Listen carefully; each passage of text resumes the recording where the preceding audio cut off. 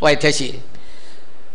अर्जुन येऊन बसलाय याची चाहूल लागली, मात्र भगवान असे निजलेले जे होते ते असेच्या असे उठून बसले. अर्जुना का रे आलास, का आलास विचारतायत त्याला. दुर्योधन मागं होता, तो म्हणतो कृष्णा अर्जुनाच्या आधी मी आलोय बरं का. भगवान मागं वळून बघतायत, अरे दुर्योधना तू आलास, मला काय कळलं नाही. हां माझा जरा डोळा लागला आता. त्या आता मला सांगा ह्याचा डोळा लागला म्हणजे जगाचं कसं व्हायचं हो आता. पण भगवान म्हणतात माझा जरा डोळा लागला आता, तू आलेलं काय कळलं नाही. बरं म्हणाले तुम्ही दोघं जण का आला आता सांगा बघू जरा. दुर्योधना तू कशाला आलतास. दुर्योधन सांगतो हे बघ म्हणाले कृष्णा मला ताकाला जायचं आणि भांडं लपवायचं असली पद्धत काय मला ठाऊक नाही. म्हणजे काय, काय नाही म्हणाला, तुला ठाऊक आहे आता सरळ पांडवांचं आणि आमचं युद्ध होणार आहे, तेव्हा मी तुझ्याकडं सरळ सरळ सैन्यबळाची मदत मागायसाठी आलेलो आहे. त्यानं सांगून टाकलं. ठीक आहे म्हणाले. अर्जुना तू का आलायस. अर्जुन म्हणाला भगवंता मी त्याच कारणासाठी आलोय. ठीक आहे. मग भगवान म्हणतात आता असं आहे की तुम्ही दोघं जण एकाच कामासाठी एकाच वेळी माझ्याकडं आलेला आहात, तेव्हा आता मला माझ्या सैन्य दलाचे 2 भाग करण्याशिवाय पर्याय नाही, आता गत्यंतर नाही. तेव्हा मी 2 भाग करणार. कसे भाग करणार ते ऐका म्हणाले. पहिल्यांदा एका बाजूला माझं सारं चतुरंग सैन्य हा एक भाग, आणि दुसऱ्या बाजूला मी फक्त एकटा, आणि तो सुद्धा कसा ठाऊक आहे का, तर युद्धाच्या वेळेला हातामध्ये शस्त्र धरणार नाही. न धरी शस्त्र करी मी गोष्टी सांगेन युक्तीच्या. चार गोष्टी सांगेन युक्तीच्या. सल्ला द्यायचं काम करेन. लोकांना काय कळत नाही हो. भगवंतानी गोष्टी सांगेन युक्तीच्या 4 म्हटल्यानंतर लोकांना वाटतं मग कसली गोष्ट सांगितली, कोल्ह्याची सांगितली का म्हातारीची सांगितली, कुठल्या गोष्टी सांगितल्या. भगवंतानी 4 गोष्टी सांगितल्या भगवंत अर्जुनाला. कोणत्या सांगू. मन मना भव, मद भक्तो भव, मदयाजी भव आणि मान नमस्कुरु. बस. तेव्हा म्हणाले एका बाजूला मी एकटा हातामध्ये शस्त्र धरणार नाही. गंमत अशी झाली, ही बातमी भीष्माचार्यांच्या कानावर गेली बरं का. भीष्माचार्यांनी उलट प्रतिज्ञा केली. भगवंता हातामध्ये शस्त्र धरणार नाही म्हणून प्रतिज्ञा करताय काय. हरकत नाही म्हणाले, मी उलट प्रतिज्ञा करतो म्हणाले. प्रतिज्ञा जे केली यदुकुलवरे युद्ध न करी, धरी ना शस्त्रा ते कदन समयी मी निज करी. हातामध्ये शस्त्र धरणार नाही युद्धाच्या वेळेला प्रतिज्ञा केली आहे. भीष्माचार्य म्हणतात भगवंता तुम्हाला तुमची प्रतिज्ञा खोटी पाडायला लावतो का नाही बघा म्हणाले. घडे ना हे मिथ्या जरी तरी न मी भागवतवरे. भगवंता तुम्हाला तुमची प्रतिज्ञा खोटी पाडायला लावीन, आणि जर नाही लावली तर नावचा हरिभक्त म्हणवणार नाही. लक्षात घ्या. जरी तरी नमी भागवतरे प्रतिज्ञेते ऐसे मनी अवथिले या दृढतरे. अवथिले म्हणजे चॅलेंज्ड. भीष्माचार्याने भगवंताला चॅलेंज दिलं, आणि मी आपल्याला सांगतो भगवंताला चॅलेंज द्यायची ताकद फक्त भगवत भक्तामध्ये आहे बरं का. लक्षात घ्या. असो इकडं ही बातमी ही गोष्ट अशी घडली. भगवान सांगतायत माझं सैन्याचे 2 वाटे असे आहेत. दुर्योधना तुला काय पाहिजे, अर्जुना तुला काय पाहिजे बोल. पहिल्यांदा अर्जुनाला चान्स म्हणाले. दुर्योधन म्हणतोय मी त्याच्या आधी आलोय. भगवान म्हणाले बरोबर आहे म्हणाले, तू आलाही असशील नाही असं नाही, परंतु मी झोपेतनं उठलो ते पहिल्यांदा अर्जुनाला विचारलं ना, काय अर्जुना तू का रे आलायस. तेव्हा त्याला पहिला चान्स देणं मला भाग आहे. आता अर्जुना तुला काय पाहिजे बोल. या दुर्योधनाच्या जीवाची घालमेल व्हायला लागली महाराज. आता काय करावं, पण आता काय त्याला चान्स दिलाय पहिला. अर्जुना तुला काय पाहिजे. अर्जुनानं सांगितलं भगवंता मला तू पाहिजेस बस. मी हातामध्ये शस्त्र धरणार नाही तरी सुद्धा मला तू पाहिजेस. माझं चतुरंग सैन्य सगळं दुसरा भाग आहे, मी एकटा एक भाग आहे. तुला काय पाहिजे. नाही भगवंता मला तूच पाहिजेस बस. अर्जुनानं मागणं मागितलं हे, आणि दुर्योधनाचा जीव भांड्यात पडला. हुश. का त्याला अशी भीती पडली ती की अर्जुनानं चतुरंग सैन्य मागितलं तर काय करायचं हो, आणि हा दुसऱ्या बाजूला एकटा आणि त्या हातात शस्त्र धरणार नाही, याला काय घेऊन चाटायचा. परंतु आता मानभावीपणानं म्हणतोय काय ठोक का काय, आता अर्जुनानं एक वाटा घेतलाय, आता उरलेला वाटा नाही इलाज असतो मला घेणं भागच आहे. अहो त्याला तेच पाहिजे होतं पहिल्यांदा, लक्षात घ्या. खरं म्हणजे झालं. भीष्माचार्यांनी इकडे प्रतिज्ञा केली आहे, भगवंता तुला तुझी प्रतिज्ञा खोटी पाडायला लावेन.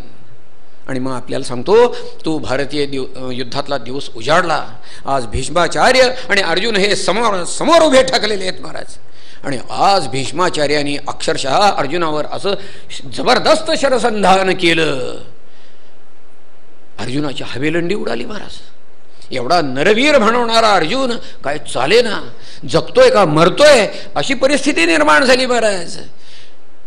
वर्णन असं केलंय, म्हणाले भीष्माचार्य त्या दिवशी रणांगणामध्ये कसे तळपत होते ठाऊक आहे का.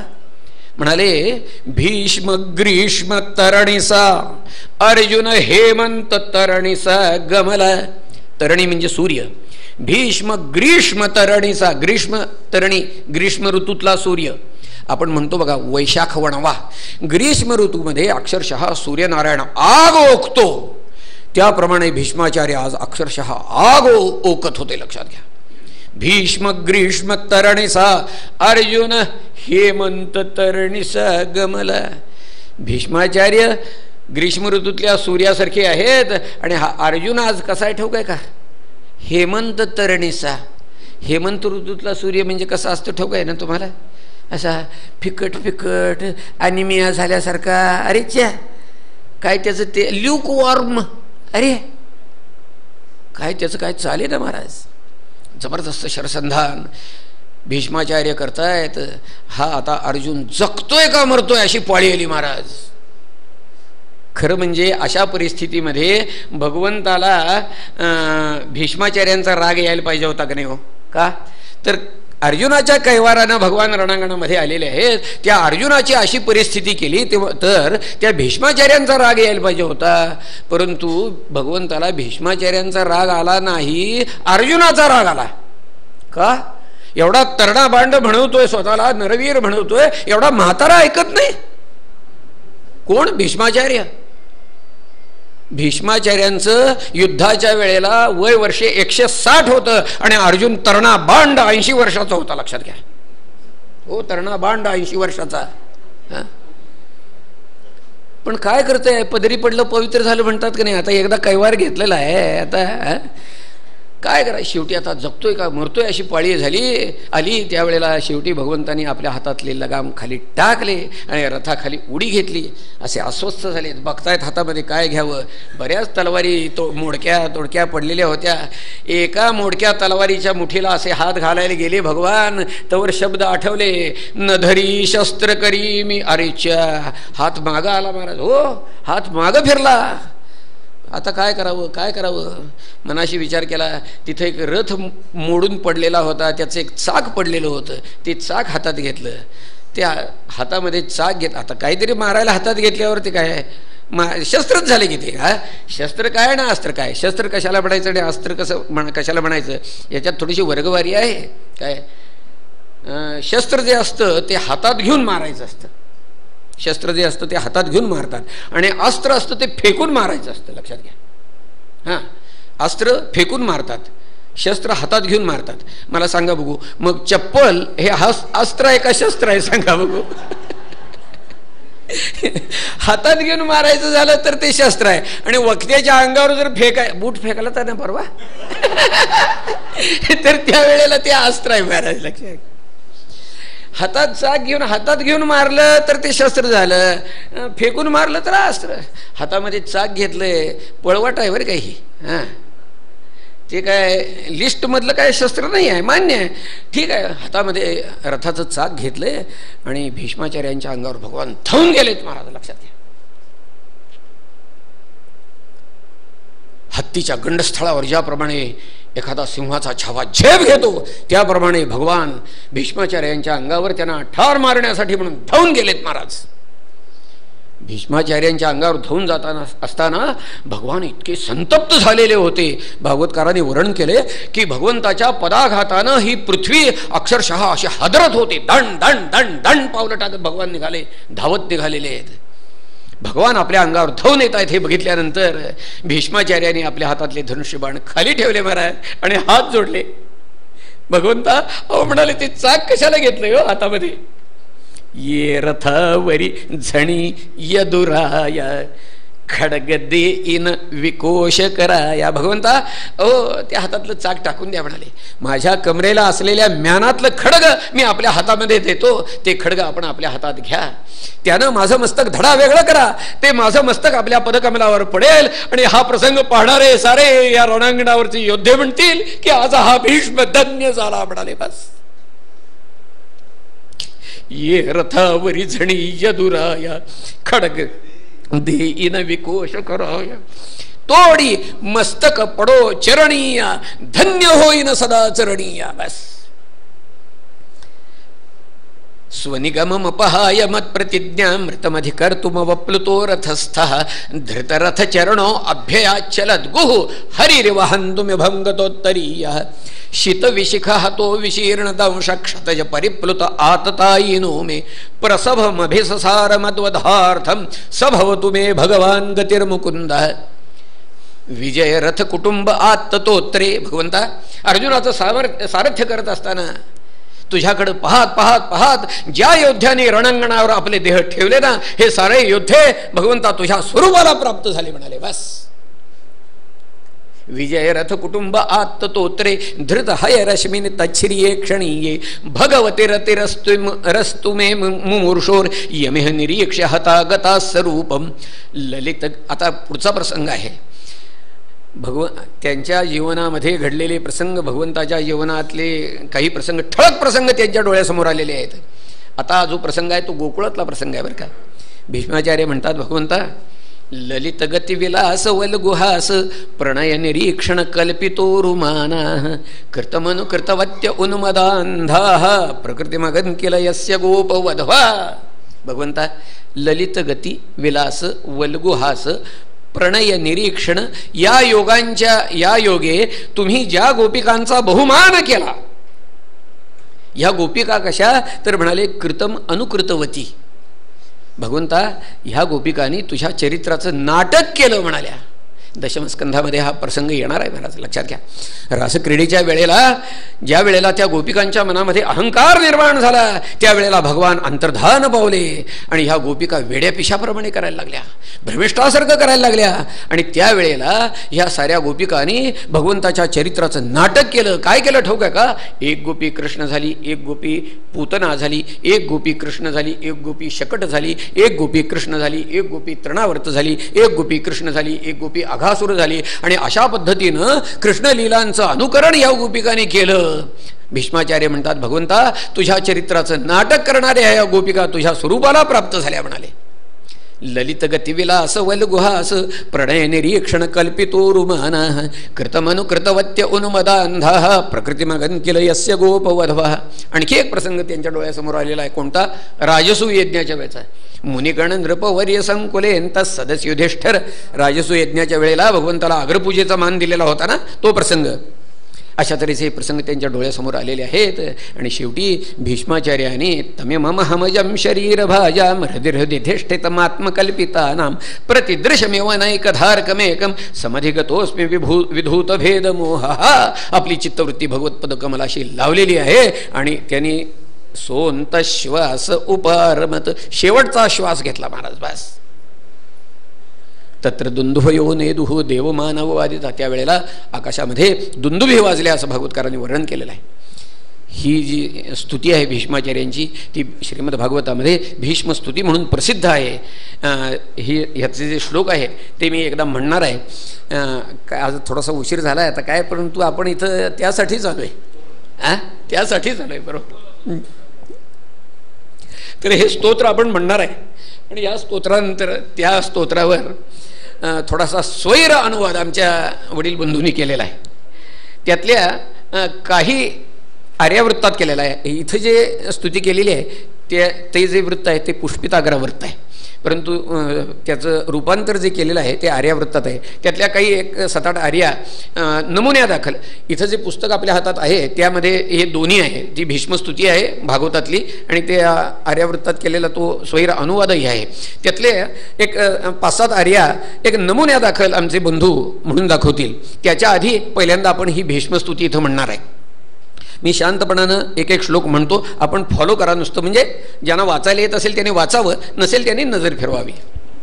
भीष्मवाच इतिमती रूपकल्पिता वितृष्णा भगवती सात्वत पुंगवे विभूम्नि स्वसुखमुपगते क्वचिद्विहर्तुं प्रकृतिमुपेयुषि यद्भव प्रवाहः त्रिभुवन कमनन्तमालवर्णं रविकर गौरवराम्बरं दधाने वपुरल ककुलावृताननाब्जं विजय सखेरतिरस्तु मे नवद्या युधितुरगरजो विधूम्र विश्व कचलुलितश्रमवार्यलङ्कृतास्ये मम निशितशरैर्विभिद्यमान त्वचिविलसत्कवचेस्तु कृष्ण आत्मा सपदि सखिवचो निशम्य मध्ये निजपरयोर्बलयोरथं निवेश्य स्थितवती परसैनिकायुरक्ष्णा हृतवती पार्थ सखेरतिर्ममास्तु व्यवहितपृतनामुखं निरीक्ष्य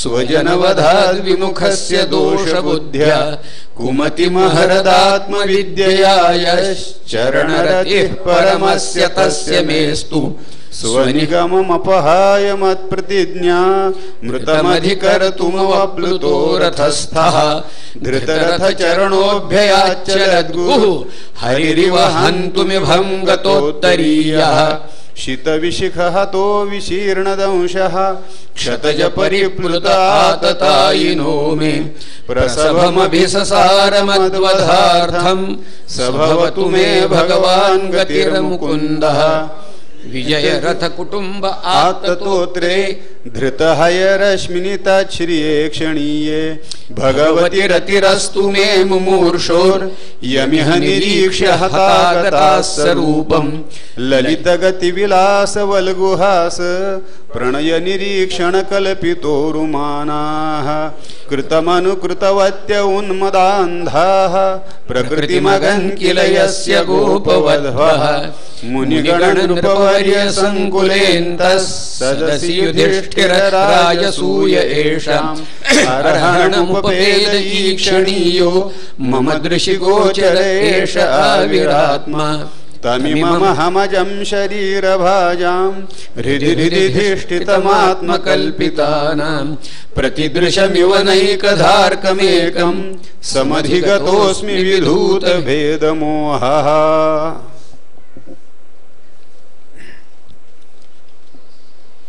त्याच पुस्तिकेमध्ये पुढंच त्याच्या तो अनुवादही आहे. त्यातल्या काही 5-7 आर्या नमुन्या दाखल म्हणून दाखवत आहेत. धर्मे तपव्रत साधुनी भक्ति प्रेमे कृतार्थ होऊनी मती ही माझी कृष्णी समरस होवो वितृष्ण होऊनी रविकिरणा समशोभे पीतांबर तव तमाल तनुवरती मुखमंडल ही शोभे कुरळे कुंतल मुखावरी रुळती भक्त प्रतिज्ञेसाठी निजवाणीसी तिलांजली दिधली पाहुनी धन्य जगीमी मस्तक लवुनी पदांबुजे नमिली म्या आतताई केला भेदुनी कवचासी तीक्ष्ण शरमारा सोसुनी भगवन वेगे धावुनी आलासी पार्थ कैवारा भक्ति पिशात्या विरहे नाट्य प्रसंगे चरित्र आचरती भगवन्मयत्या झाल्या इह परलोकी सभाग्य शुद्धमती ऐसे स्तमुनी भीष्मे कृष्णस्वरूपी विलीन होऊन अंतिम श्वासे त्यजिले पुण्यकलेवर करुनिया नमन धन्य हरे रामाचे जीवन मुक्तासी तुल्या चरण स्तविले मी चिदानंदे पदकमलाते करोनिया नमन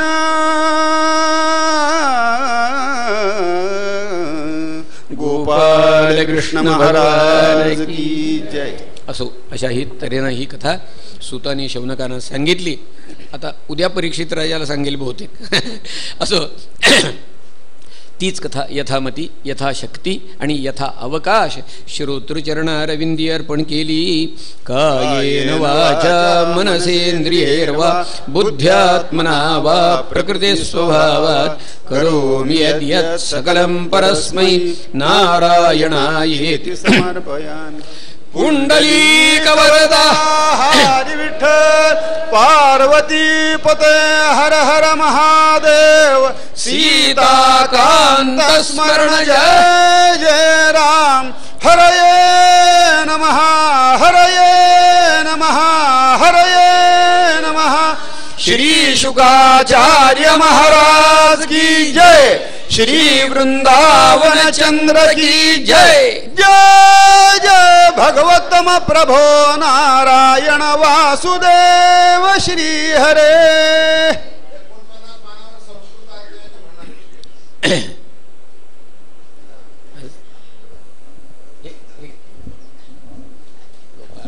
गोपाल कृष्ण. आरतीसाठी सगळ्यांनी बसायचंच आहे म्हणे. 49 या पुस्तिकेत जय देव जय देव.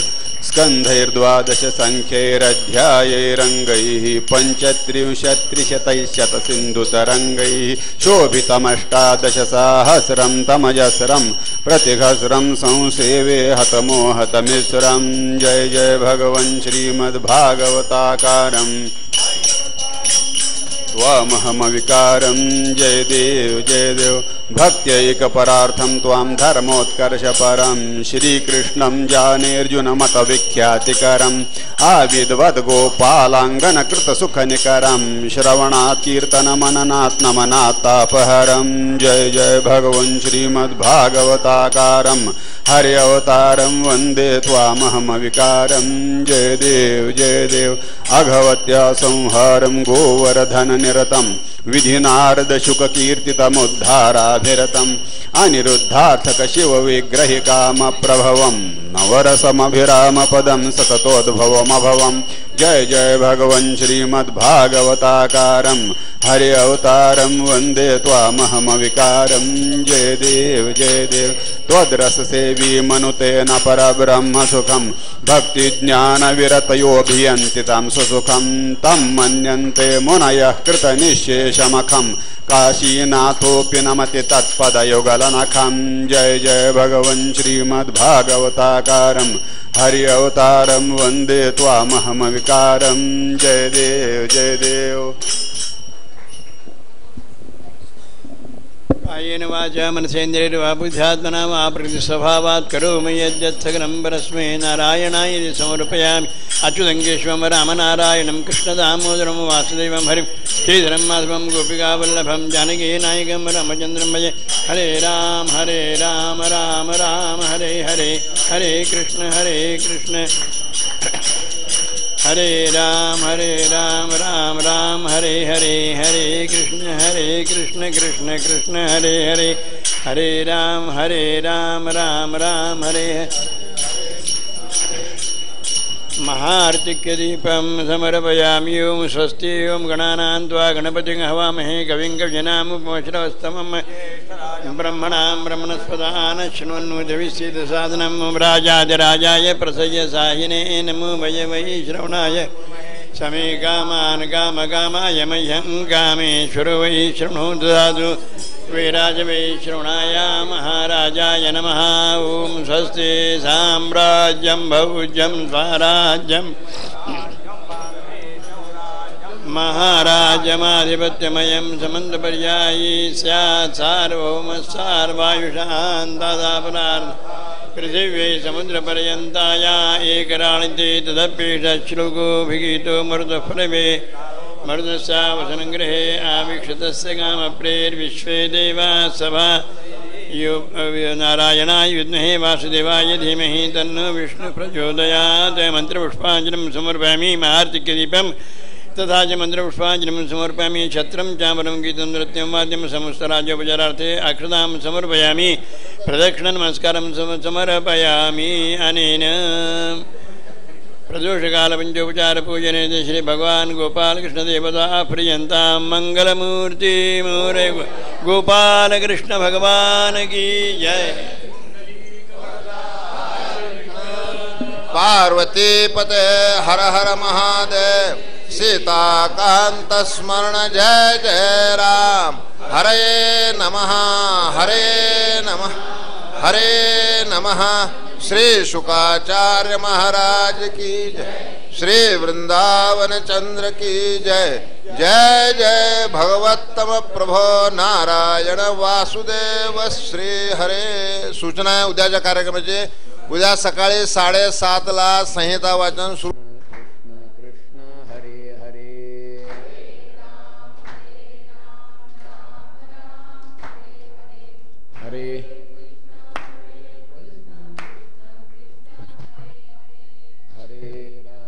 हरे राम राम हरे हरे हरे कृष्ण कृष्ण कृष्ण हरे हरे।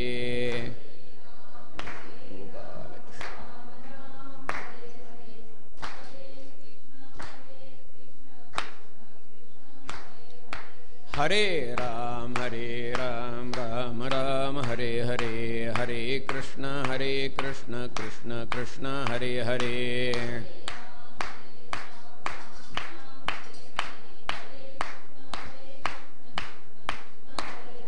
हरे राम राम राम हरे हरे हरे कृष्ण कृष्ण कृष्ण हरे हरे।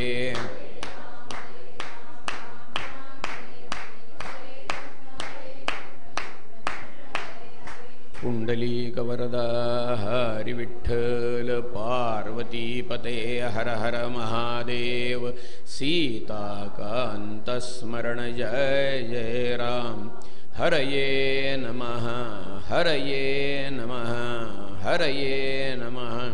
श्री शुकाचार्य महाराज की जय। श्री वृंदावन चंद्र की जय। जय जय भगवत्तम प्रभो नारायण वासुदेव श्री हरे। श्रीमद्वासुदेवाय नमः। जन्माद्यस्य तोऽन्वयादितरतश्चार्थेष्वभिज्ञस्वराट् तेने ब्रह्महृदाय आदिकवये मुह्यन्ति यत्सूरयः तेजो वारिमृदां यथा विनिमयो यत्र त्रिसर्गो मृषा धाम्ना स्वेन सदा निरस्तकुहकं सत्यं परं धीमहि यं प्रव्रजन्तमनुपेतमपेतकृत्यं द्वैपायनो विरहकातर आजुहाव पुत्रेति तन्मयतया तरवोऽभिनेदुस्तं सर्वभूतहृदयं मुनिमानतोऽस्मि यस्वानुभावमखिलश्रुतिसारमेक अध्यात्मदीपमतितीरशतान्तमोन्धं संसारिणां करुणयाः पुराणगुह्यं तं व्याससूनुमुपयामि गुरुं मुनीनां। कृष्णाय वासुदेवाय हरये परमात्मने प्रणतक्लेशनाशाय गोविन्दाय नमो नमः। वंदे नन्दव्रजस्त्रीणां पादरेणुमभीक्ष्णशः यासां हरिकथोद्गीतं पुनाति भुवनत्रयं किरातहूणान्ध्रपुलिन्दपुलकसा आभीरकङ्कायवनाः खसादयः येऽन्ये च पापायदुपाश्रयाश्रयाः शुध्यन्ति तस्मै प्रभविष्णवे नमः। वागीशायस्य वदने लक्ष्मीर्यस्य च वक्षसि यस्यास्ते हृदये संवित्तं नृसिंहमहं भजे।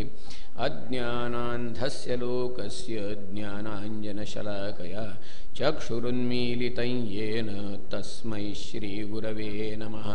पुंडलीकवरदा. काही महिने राहा की इथं, काही दिवस राहा इथं. शेवटी भगवंताचा मुक्काम त्या आग्रहासाठी पुन्हा वाढलेला आहे बरं का. काय गंमत आहे बघा. अक्षरशः 16,108 स्त्रियांचा संसार सोडून हा परमात्मा पांडवांच्या घरामध्ये राहिला आहे. आणि याचं एकमेव कारण असं आहे की ह्या पांडवांचं भगवंतावर असणारं निरतिशय निष्काम निर्व्याज प्रेम हे त्याचं कारण आहे. ज्ञानेश्वर महाराज म्हणाले, ज्ञानदेव म्हणे व्यासाची या खुणा द्वारकेचा राणा पांडवा घरी. त्याचं कारण हे आहे महाराज. कशी गंमत आहे बघा. म्हणाले ज्ञानेश्वर महाराज म्हणाले, देवकीने वाहिला, यशोदेने पाळीला आणि शेखी उपेगा मात्र गेला पांडवांच्या. ह्या पांडवांचं या भगवंतावर असं निरतिशय प्रेम आहे. आपल्याला सांगतो, ज्याला वेड प्रेम म्हणता येईल असं प्रेम आहे बरं का. भगवान एकदा द्वारकेमध्ये होते आणि हे सगळे हस्तिनापुरामध्ये. आणि दुसऱ्या दिवशी धनुर्मासाचा बेत करायचा ठरला. झालं. धनुर्मास म्हणजे आपल्याला ठाऊक आहे, भल्या पहाटे उठून मग तो सगळा स्वयंपाक करायचा आणि मग सूर्यनारायणाला नैवेद्य दाखवायचा वगैरे ठरलं. आणि आदल्या दिवशी रात्री हा सगळा बेत ठरला. आणि त्यावेळेला धर्मराजांच्या मनामध्ये आलं की उद्या सकाळी आपल्या पंक्तीला भगवान असणार का. आता भगवान कसे असणार सांगा. भगवान द्वारकेमध्ये, हे हस्तिनापुरामध्ये कसं काय शक्य आहे. परंतु धर्मराजांना काय स्वस्थ बसवत नाही आहे. सहदेवा, सहदेवा, उद्या आपल्या पंक्तीला सकाळी जेवायला भगवान येतील का रे. असं आहे. दादा विचारतायत. हा सगळ्यात धाकटा भाऊ. होय म्हणायची पंचायत, नाही म्हणायची पंचायत. काय उत्तर द्यावं सुचेना, घुटमळायला लागला. धर्मराजाने त्याचा नाद सोडला. नकुला, उद्या येतील का भगवान. नकुल म्हणाले, काय जरा अवघडच दिसतंय, अवघडच दिसतंय म्हणाले. अर्जुनाला विचारतायत धर्मराज, अर्जुना उद्या भगवान येतील का रे आपल्याबरोबर जेवायला. अर्जुन म्हणतोय, दादा तुम्ही ऐन वेळेला कसं सांगता होय. हां, आधी 4-2 दिवस बोलला असता तर फोन फॅक्स काहीतरी करून बोलवून घेतलं असतं. हां, तुम्ही ऐन वेळेला सांगितलं तर कसं काय व्हायचं. मी काय सांगतोय बघा. तर जसं जसं वयातलं अंतर कमी होतंय तशी तशी भाषा बदलते आहे. त्या सहदेवाला उत्तर द्यायचं धाडच झालं नाही. नकुल म्हणतोय अवघडच आहे. अर्जुन म्हणतोय दादा तुम्ही ऐन वेळेला कसं सांगता. इतकी सगळी, याचा अर्थ काय, उद्या जमणार नाही हे सगळं सरसकट. इतकं जरी झालं तरी धर्मराज भीमसेनांना विचारता येतं, अरे भीमा, म्हणाले उद्या भगवान येतील का आपल्याबरोबर पंक्तीला. ही सगळी चर्चा भीमसेनांच्या समोरच चाललेली आहे बरं का सगळी. असे एक क्षणभर थांबले भीमसेन आणि म्हणाले हो उद्या येतील. धर्मराज विचारतात, अरे हे तिघं नाही म्हणतात आणि तू कसं होय म्हणतोस रे. भीमसेन म्हणतात, ते तुम्हाला काय करायचं आहे. वयातलं अंतर आणखी कमी आहे बरं का, लक्षात घ्या. तुम्हाला काय करायचं आहे, उद्या भगवान आल्याशी कारण. धर्मराजाने तो विषय सोडून दिला, जाऊ दे म्हणाले. दुसऱ्या दिवशी सगळा स्वयंपाक झाला. भल्या पहाटे उठून नैवेद्य वगैरे झाला. पानं घेतली. पानं घेतल्यावर धर्मराजाने आपल्या सेवकाला सांगितलं, म्हणाले जा कोणाकडं, भीमदादांच्याकडे जा आणि म्हणाले त्यांना विचार की उद्या आज सकाळी भगवान आपल्या पंक्तीला येणार होते त्याचं काय झालं. तो गेला तिथं आणि म्हणाला थोरल्या दादाने असं विचारलंय भगवान यायचे होते ते जेवायला, त्याचं काय झालं उठून. भीमसेनाने त्यांना विचारलं, त्या सेवकाला विचारलं, म्हणाले पानं घेतली आहेत का. तू बघूनच गेलता, पानं घेतलेलीच होती. घेतली आहेत म्हणाला, पानं घेतली आहेत. तूप वाढलंय का. भीमसेन विचारतायत तूप वाढलंय का. म्हणजे तूप वाढलं म्हणजे अगदी दस्तऐवजावर सही झाली, आता काय राहिलं नाही असा त्याचा अर्थ. तूप वाढलंय का. तो म्हटला विचारून येतो. तो निघाला तोवर भीमसेनाने सांगितलं नसलं वाढलं तर वाढून घ्या म्हणावं. तो गेला, त्यानं सांगितलं असं असं भीमदादांनी सांगितलंय, तूप वाढलंय का. नाही, वाढून घ्यायला सांगितलंय. तूप वाढलं आणि त्यानं जाऊन निरोप दिला, तूप वाढलं म्हणून. ठीक आहे म्हणाले.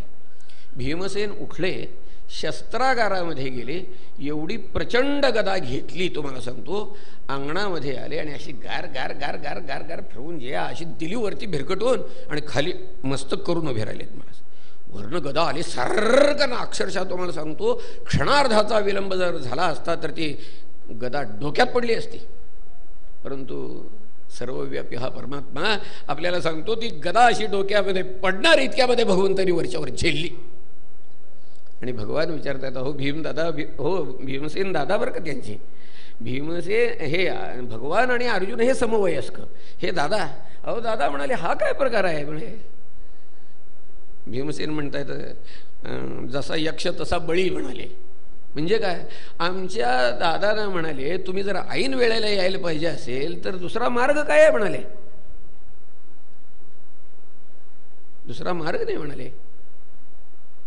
मी आपल्याला सांगतो भीमसेनांचं हे कृत्य जे होतं हे अघोरी होतं की नाही सांगा मला. हां, अघोरी कृत्य होतं.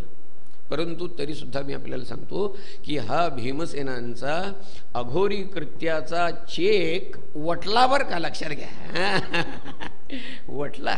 आणि त्याचं कारण एकच की भगवंताच्या बँकेमध्ये पांडवांची निरतिशय निर्व्याज निष्काम प्रेमाची बरीच शिल्लक तिथं पडून होती महाराज. बँकेमध्ये खात्यावर शिल्लक असेल तर चेक वटतो, नाहीतर वठत नाही बरं का. पण भीमसेनांचा चेक वटला का, कारण बँकेमध्ये शिल्लक होती. तुम्ही आम्ही एकदा करून बघूया काय प्रयोग असा. अवघड आहे महाराज. असो, सांगायचा मुद्दा असा की पांडवांचं भगवंतावर असं निरतिशय प्रेम आहे, त्यामुळं भगवानही निसंकोचपणानं तिथं राहत आहेत. आता सुभद्राच म्हणते आहे, दादा अजून काही दिवस राहा की. आता तिच्या आग्रहाखातर भगवान पुन्हा राहिले तिथं. चांगला 4 महिने मुक्काम लांबला म्हणे पुन्हा. हां, असो. त्यानंतर मग भगवंतानी धर्मराजाजवळ द्वारकेला जाण्याची अनुमती मागितलेली आहे. जड अंतःकरणाने धर्मराजाने अनुमती दिलेली आहे. भगवान द्वारकेला जायला निघालेले आहेत, रथामध्ये बसलेले आहेत. भगवान द्वारकेला जाणार आहेत हे ऐकल्यानंतर सगळी बातमी गावामध्ये पसरलेली होती. भगवंताचं दर्शन घेण्यासाठी सारे लोक रस्त्यावर दुतर्फा गच्च गर्दी करून उभे आहेत. भगवंताला ब्राह्मणांनी शुभाशीर्वाद दिले. सगळ्या लोकांचा भगवंतानी सस्मित सुहास्य वदनानं निरोप घेतला आणि भगवान आता द्वारकेला निघालेले आहेत. पांडव भगवंताला पोचवण्यासाठी गेलेले आहेत. बऱ्याच अंतरापर्यंत गेले.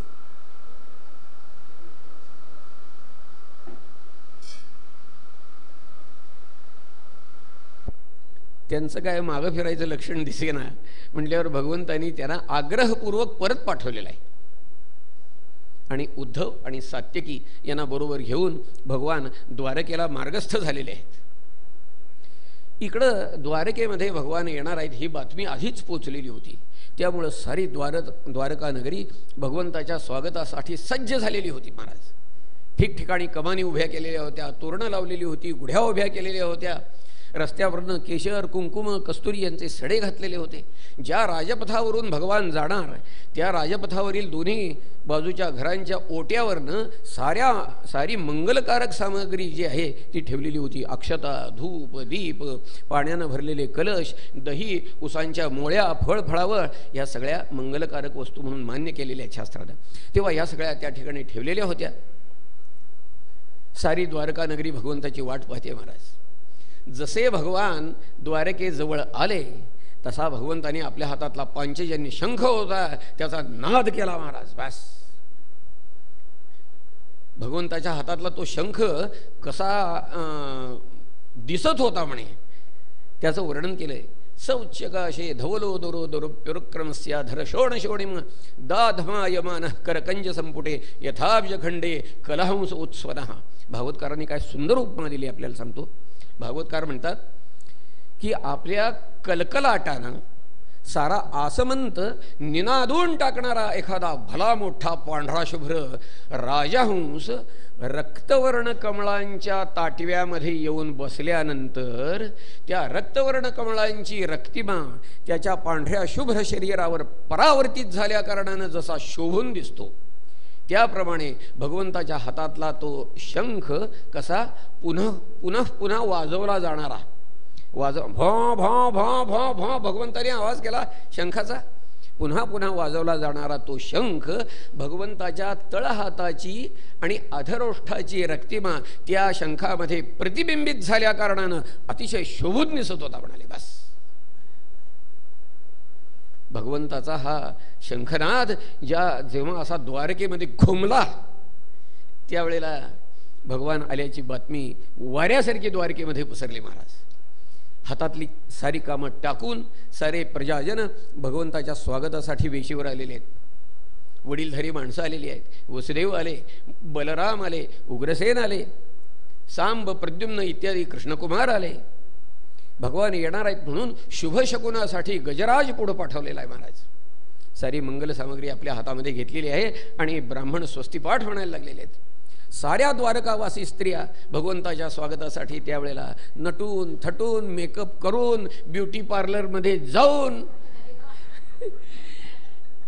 शालू पैठण्या नेसून दागदागिने घालून स्वागतासाठी आलेले आहेत. सूत मागध बंदीजन भगवंताच्या अद्भुत चरित्राचं गायन करायला लागलेले आहेत आणि इतक्यामध्ये भगवंताची स्वारी द्वारकेच्या विषयीमध्ये प्रविष्ट झाली. महाराज बोला द्वारकाधीश भगवान की जय.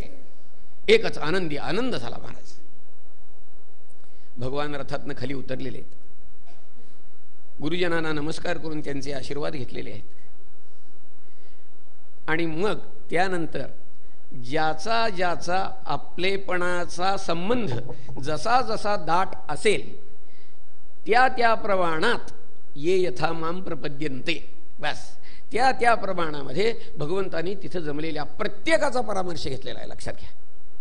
कुणाला कडकडून आलिंगन दिलं, कुणाशी हस्तांदोलन केलेलं आहे, कुणाला सस्मित मुद्रेनं हात केलेला आहे, कुणाकडे बघून नुसतंच हास्य केलेलं आहे. अशा रीतीनं प्रत्येकाचा परामर्श भगवंतांनी घेतला आणि हा भगवान आता आपल्या प्रासादामध्ये जाण्यासाठी म्हणून पुन्हा रथारूढ झालेला आहे.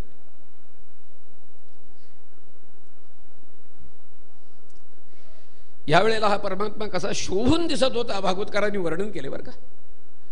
सीतातपत्र व्यजनैरुपस्कृतः प्रसून वर्षैरभिवर्षितः पथि पिशंगवासा वनमालया भवो घनौ यथार्को डुपचाप वैद्युतैहि. काय वर्णन सुंदर केलेलं आहे.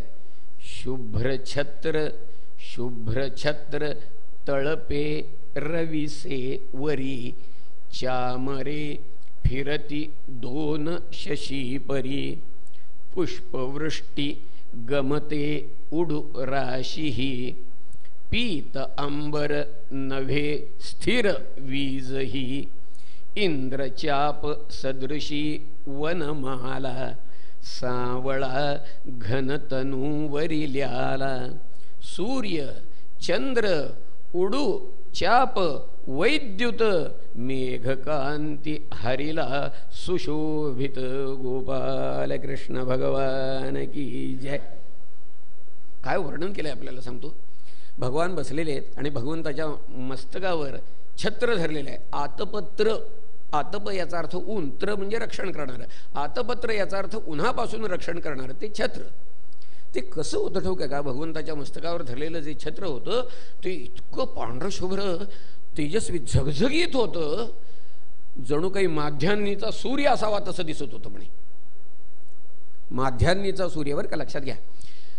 सकाळी सूर्योदय असताना किंवा सूर्यास्त होत असताना आपल्याला सूर्य दिसतो, पण तो असा तांबडा केशरी वगैरे असा दिसतो. जसा जसा वरती यायला लागेल तसा तसा तो पिवळा व्हायला लागतो. अजून जरा वरती जसा जाईल तसं त्याचं तेज जास्त व्हायला लागतं.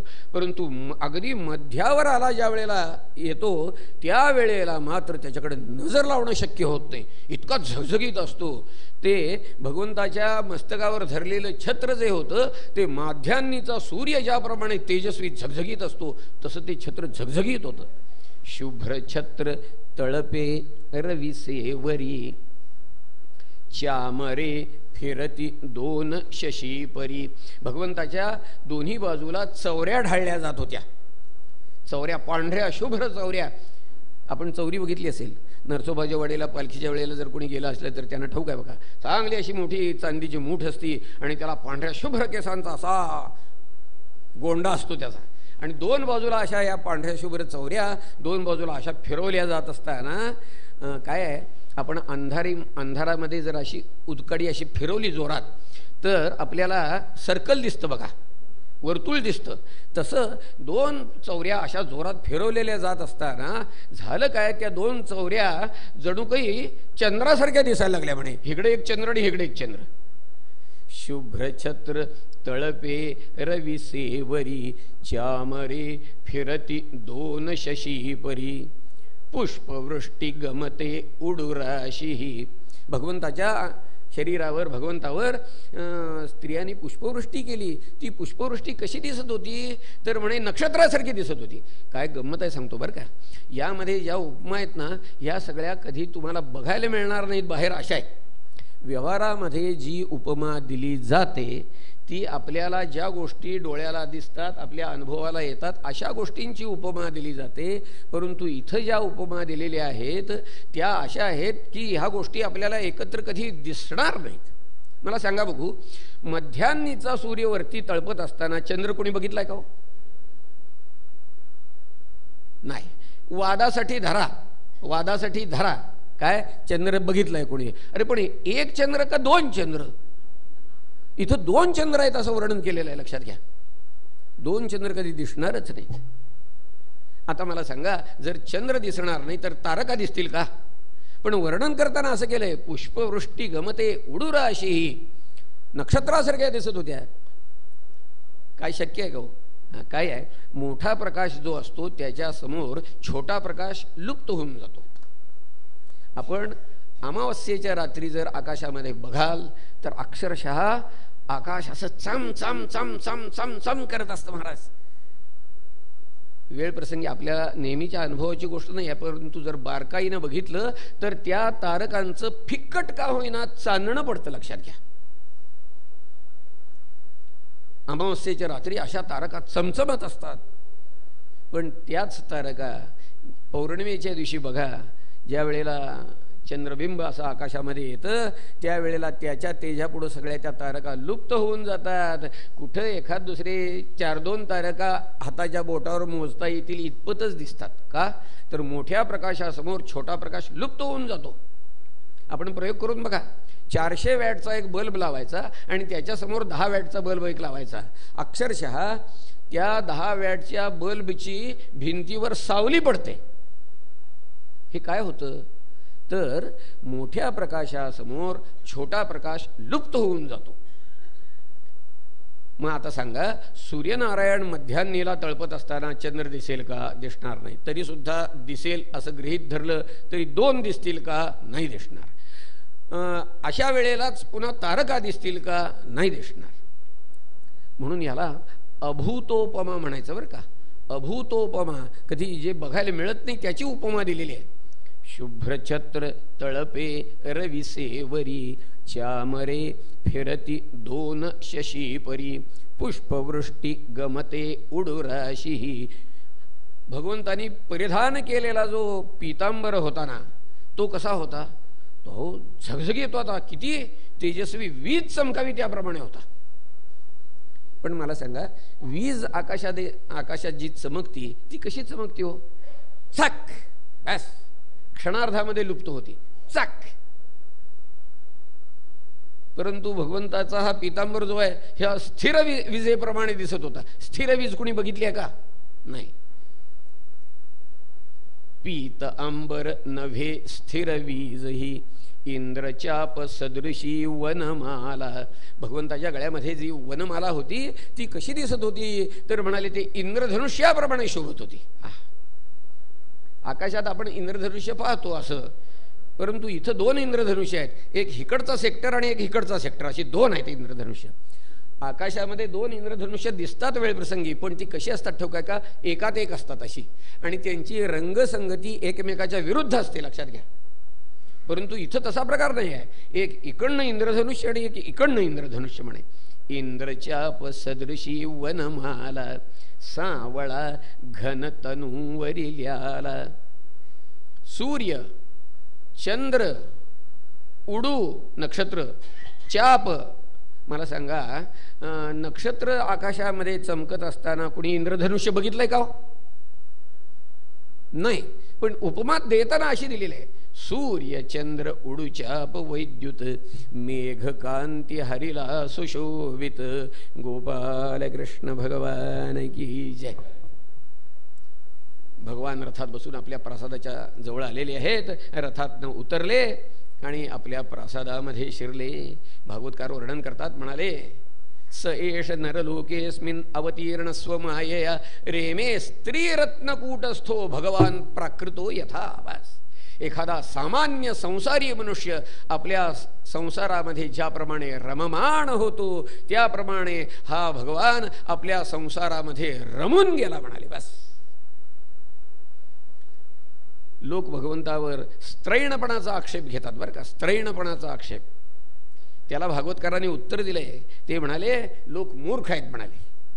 उद्दाम भाव पिशुना मलवल गुहास व्रीडावलोक निहतो मदनो बियासाम संमुह्य चापमजहात प्रमोदोत्तमास्ता यस्येंद्रियम विमथितुम कुहकैर्न शेकुः. भागवतकार म्हणतात, भगवंताच्या स्त्रिया किती? 1, 2, 3, 4, अरे किती? 16,108 स्त्रिया. आणि प्रत्येकीचं लावण्य असं होतं, आपल्याला सांगतो की त्या सौंदर्याकडे बघून मदनानं लाजून मान खाली घालावी असं प्रत्येकीचं सौंदर्य. भागवतकार वर्णन करतात, म्हणाले, अशा 16,108 स्त्रियांनी भगवंताचं चित्त विचलित करण्याचा हर उपायानं प्रयत्न केला म्हणाले. परंतु उभ्या आयुष्यामध्ये या परमात्म्याचं चित्त एक क्षणार्ध सुद्धा विचलित झालं नाही म्हणाले. असाच एक उल्लेख 11 स्कंधामध्ये आहे बरं का. स्मायावलोकलवदर्शित भावहारी भ्रूमंडल प्रहित सौरत मंत्र शौंडैः पत्न्यस्तु 16 सहस्रमनंगबाणैः यस्येंद्रियं विमथितुं करणैर्न विभ्या. 16,108 स्त्रियांच्या प्रयत्नांना यश आलं नाही असा हा स्थितप्रज्ञ परमात्मा. भागवतकार म्हणाले, अशा परमात्म्याला लोक स्त्रैण म्हणतात. तमयम मन्यते लोको ह्यसंगमपि संगिनम. असंगी असणारा परमात्मा त्याला संगी म्हणतात म्हणाले लोक. बरोबर आहे म्हणाले लोकांचं, बरोबर आहे. काय आत्मौपम्येनं लोक काय करतात तर आपल्यावरनं दुसऱ्याला ओळखतात. आपण जसे स्त्रैण आहोत तसाच भगवानही स्त्रैण होता.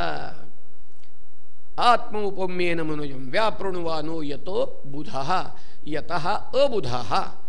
बुध याचा अर्थ शहाणा, अबुध याचा अर्थ मूर्ख. लोक मूर्ख आहेत म्हणाले. आणि आम्ही मूर्ख आहोत ही वस्तुस्थिती आहे बरं का, लक्षात घ्या. काय आहे, आम्ही आमच्यावरनं भगवंताला जर ओळखायला लागलो तर ते चुकणारच की. स्थितप्रज्ञ वृत्तीचा परमात्मा त्याच्या वागणुकीवर आम्ही आमच्या अकलेनं शेरे मारायचे,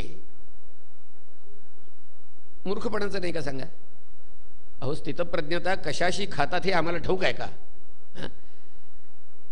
स्थितप्रज्ञ परमात्मा काय किंवा स्थितप्रज्ञ वृत्तीचे सत्पुरुष काय, त्यांच्या कृत्यावर शेरे मारायचं काम आमचं नाही, परंतु आम्ही ते करतो. स्थितप्रज्ञ वृत्ती काय आहे आम्हाला ठाऊक आहे का? प्रजहाति यदा कामान सर्वान् पार्थ मनोगतान् आत्मन्येवात्मना तुष्टः स्थितप्रज्ञस्तदोच्यते. दुःखेषु अनुद्विग्नमनः सुखेषु विगतस्पृहः वीतरागभयक्रोधः स्थितधीर्मुनिरुच्यते. असा हा परमात्मा काय आहे म्हणे. एकदा एक वायव्य सरहद्दी पलीकडचा मनुष्य भारतामध्ये येऊन स्थितप्रज्ञाची लक्षणं समजून घेत होता म्हणे. स्थितप्रज्ञ कसा असतो, त्याच्या मनावर कसलाही परिणाम होत नाही, सुखदुःखाचा परिणाम होत नाही, लाभहानीचा परिणाम होत नाही, मानापमानाचा परिणाम होत नाही. त्यानं काय त्याला समजलं ते त्यानं ऐकून घेतलं आणि परत आपल्या देशामध्ये जाऊन लोकांना म्हणे स्थितप्रज्ञाची लक्षणं समजून द्यायला लागला. आणि सांगतोय काय, स्थितप्रज्ञ कसा असतो, त्याच्या मनावर कसलाही परिणाम होत नाही, सुखदुःखाचा परिणाम होत नाही. काय लोकांना कळे ना, अहो काय सुखदुःखाचा परिणाम होत नाही असं कसं काय आहे बुवा. सुखदुःखाचा परिणाम होत नाही, लाभहानीचा परिणाम होत नाही. 21 लाखाची लॉटरी लागली काय आणि सगळं चोरीला गेलं काय तरीसुद्धा काही त्याच्या मनावर त्याचा परिणाम होत नाही. काय लोकांना समजे ना. मग आता हा विचार करतोय की कसं समजून द्यावं ह्याला. म्हणून त्यानं काय सांगितलं म्हणे की हे बघा म्हणाला, मी तुम्हाला आता सांगतो, समजेल असं सांगतो तुम्हाला. काय तर हे बघा म्हणाला, एखादी सौंदर्यवती आपण होऊन वश झाली तरीसुद्धा ज्याच्या मनामध्ये विकार निर्माण होत नाही त्याला स्थितप्रज्ञ म्हणतात. ऐकणाऱ्या लोकांनी टाळ्या वाजवल्या. कळलं म्हणाले आम्हाला. काय कळलं? आम्ही ज्याला इकडं षंढ म्हणतो त्याला भारतामध्ये स्थितप्रज्ञ म्हणतात. मूर्खपणा आहे का नाही सांगा महाराज. आणि या पद्धतीनं आम्ही शेरे मारणार हो. ज्ञानेश्वर महाराजांनी 21-22व्या वर्षी समाधी घेतली. आमचा शेरा त्याच्यावरचा ऐका की. काय काय करणार? जीवनाला विटले असतील. अरे जीवनाला आत्महत्या केली का काय त्याने? जीवनाला विटले असतील. अरे आनंदाचे आवारू मांडू जगा म्हणणारा महात्मा जीवनाला विटतो. अवघाची संसार सुखाचा करीन म्हणणारा महात्मा जीवनाला विटतो. पण आमच्या कुठं डोक्यात येतं ते? ज्ञानेश्वर महाराजांनी विवाह केला नाही, आमचा शेरा त्याच्यावर. मुलगीच कुणी दिली नसेल मग काय करणार? म्हणजे आम्हाला लग्न न होण्याचं एवढं एकच कारण आहे हो ठाऊक. रामकृष्ण परमहंसांनी शीतोष्णावर विजय मिळवलेला होता. शीतोष्णावर विजय मिळवलेला होता. आम्ही काय म्हणतो तो काय का बहुतेक कसल्या तरी रोगाचा परिणाम असावा. भगवान स्त्रैण होता हे आमचे शेरे आहेत बरं का, लक्षात घ्या. शुकाचार्य दिगंबर होते आम्ही म्हणणार काय हा वेडेपणा. चांगले कपडे घालावे ते असं उघडे हिंडतात का? अरे कोणाला सांगतो तुम्ही? शुकाचार्यांना. स्त्री पुंभिदा तु सुतस्य विविक्त दृष्टे अशा महात्म्याला निस्त्रैगुण्ये पथी विचरता को विधी को निषेधा अशा महात्म्याला तुम्ही सांगणार? तुकाराम महाराज म्हणाले तेच खरं आहे बरं का. जोपर्यंत आम्ही त्यांच्या पातळीला जाऊ शकत नाही ना तोपर्यंत त्यांची अनुभवाची भाषा आम्हाला समजत नाही. लक्षात घ्या. तुका म्हणे अंगे व्हावे जई आपण तरीच महिमा न कळो येते. तोपर्यंत त्यांची भाषा आम्हाला समजत नाही. तोपर्यंत त्यांच्या कृती त्यांच्या